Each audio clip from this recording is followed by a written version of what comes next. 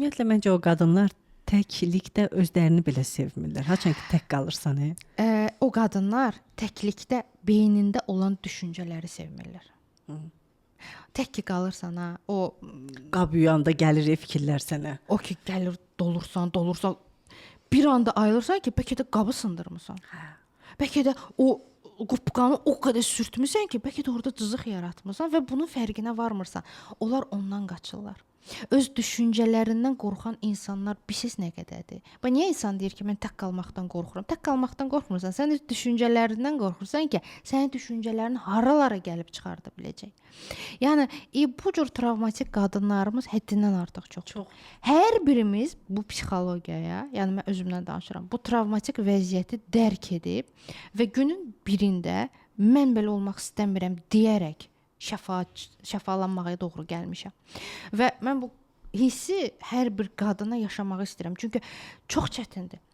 Sən necəsənsə, övladlarına da eyni şey ötürürsən. Sən əgər özgüvənsizsənsə, sən otur, dur denən ki, bu mənə yazırlar. Kəmal xanım, mən özgüvənsizəm, amma mən istəmirəm ki, mənim qızım belə olsun. Qızımı gətirim terapiyaya deyir. Deyirəm, yox, qızımı nə edirəm mən? Özün gəl.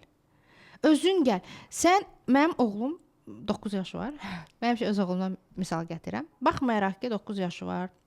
7 yaşında başladı ancaq danışmağa. Özünüz bilirsiniz də, yəni 2 ilə hələ tam formalaşmır nitq.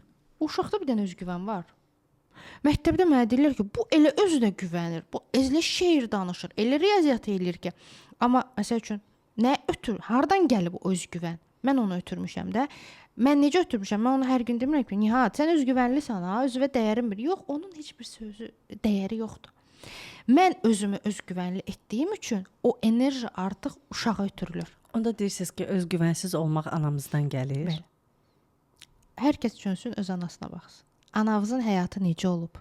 Anavızın öz anası ilə münasibəti necə olub? Anavızın atavızla ona münasibət necə olub? Və anavız nədən o boş qalan energetikanı doldurub?